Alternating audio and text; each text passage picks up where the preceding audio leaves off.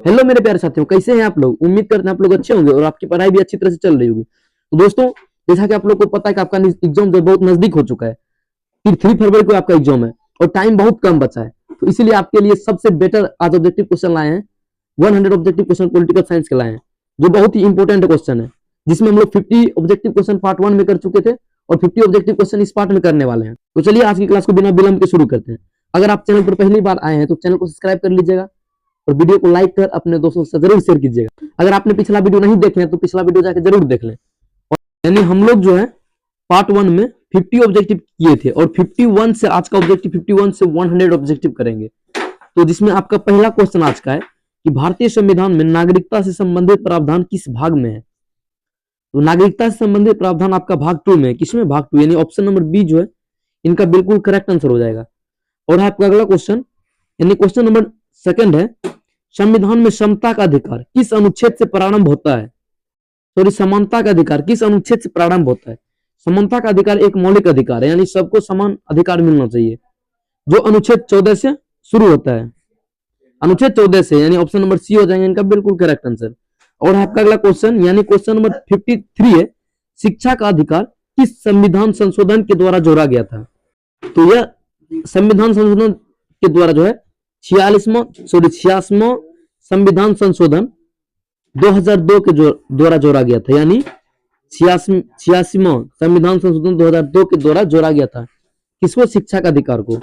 और आपका अगला क्वेश्चन यानी क्वेश्चन नंबर 54 है, संविधान के अनुसार भारत किस प्रकार का राज्य है। तो भारत एक जो है धर्मनिरपेक्ष भी है, समाजवादी भी है और लोकतांत्रिक भी, यानी उपयुक्त सभी हो जाएंगे। जैसा कि प्रस्तावनाओं में हम लोग पढ़ते हैं कि भारत एक संपूर्ण प्रबोध संपन्न समाजवादी पंथ निरपेक्ष लोकतांत्रिक राज्य है, यानी ये सब आते हैं। और आपका अगला क्वेश्चन यानी क्वेश्चन नंबर 55 है, संविधान की प्रस्तावना में समाजवादी शब्द कब जोड़ा गया था।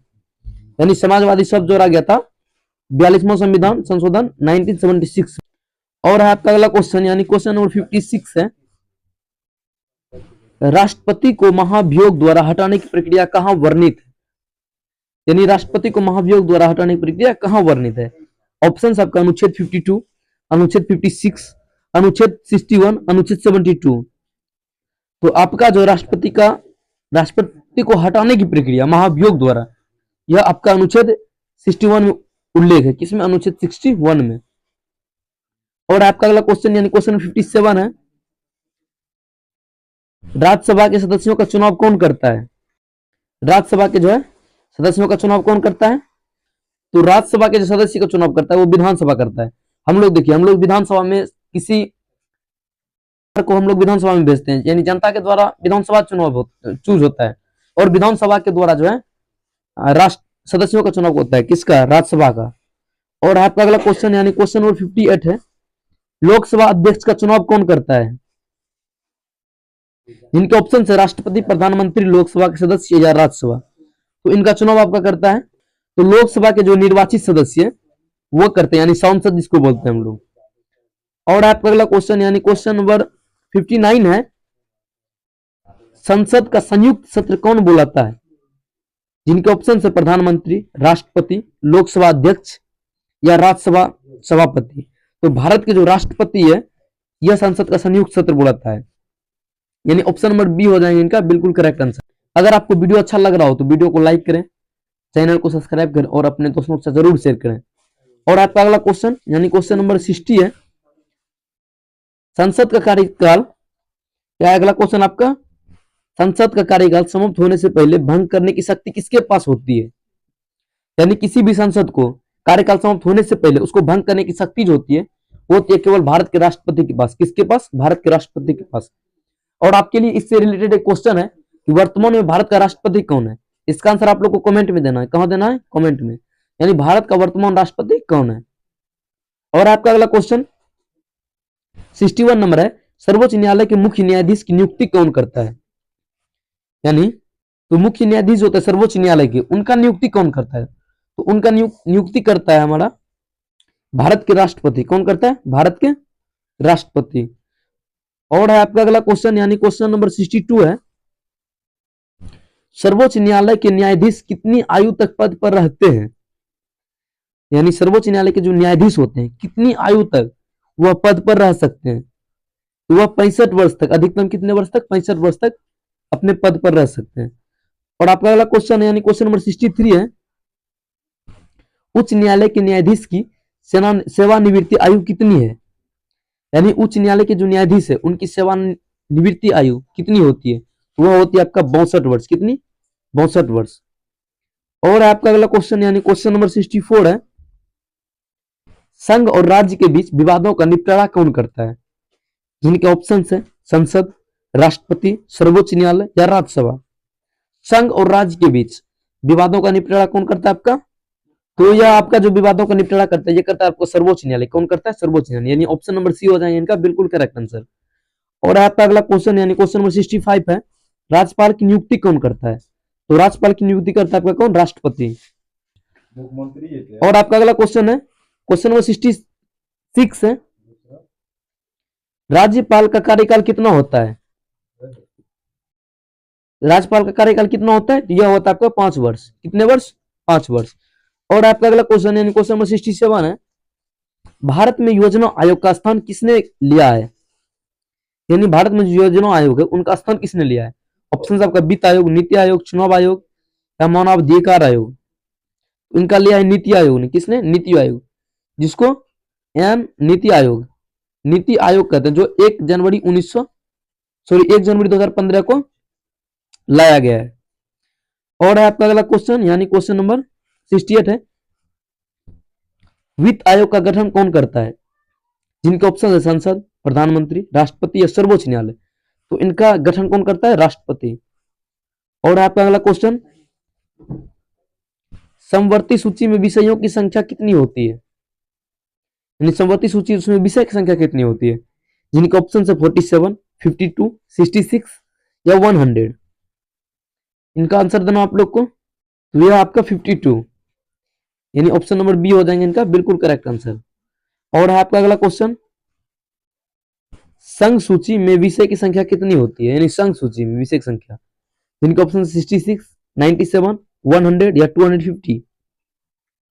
तो इसमें होता है 100 यानी ऑप्शन नंबर सी हो जाएंगे। और आपका अगला क्वेश्चन है, भारत में एक चुनाव क्षेत्र में कितने प्रतिनिधि चुने जाते हैं? तो भारत में एक चुनाव क्षेत्र में केवल एक ही प्रतिनिधि चुने जाते हैं। कितने? एक।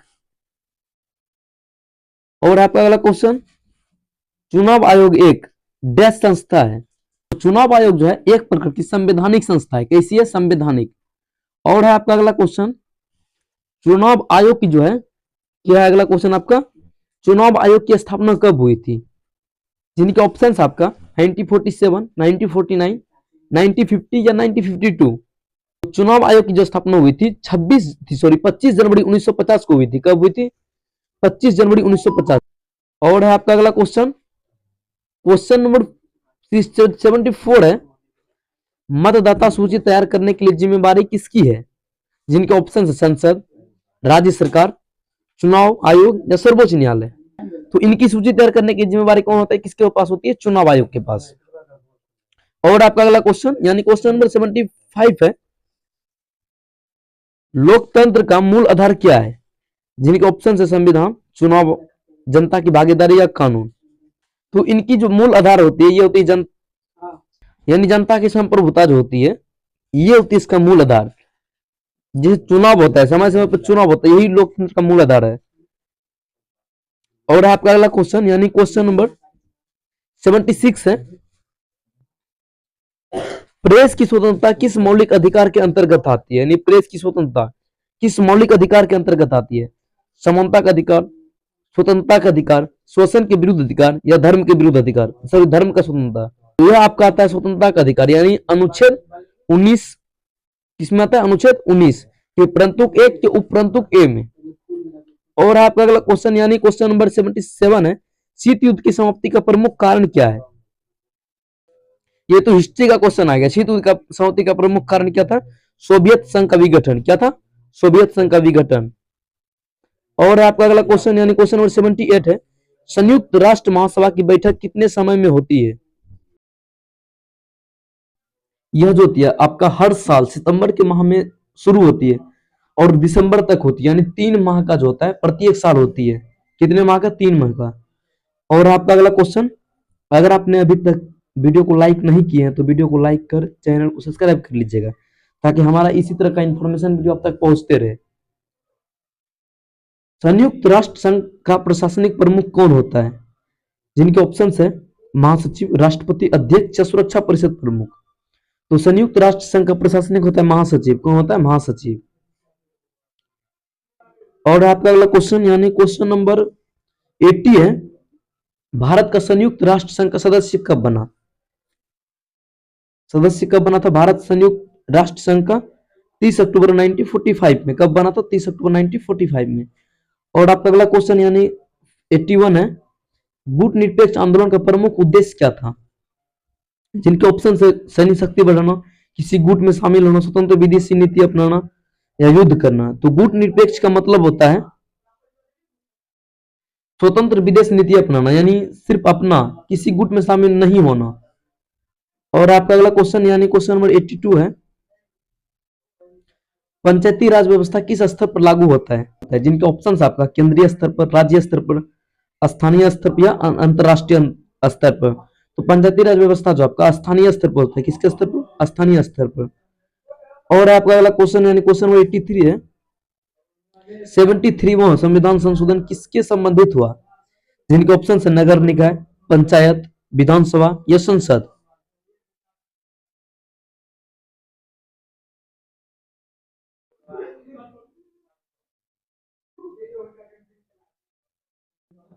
तो यह हुआ था आपका पंचायती राज्य संस्थाओं में। किसके? पंचायती राज संस्थाओं में।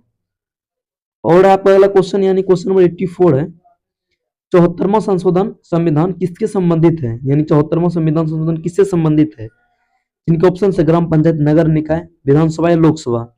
74वां संविधान संशोधन आपका नगर निकाय से, किससे? नगर स्थानीय निकाय से। और आपका अगला क्वेश्चन 85 है, मानवाधिकार का संरक्षण किस संस्था द्वारा किया जाता है?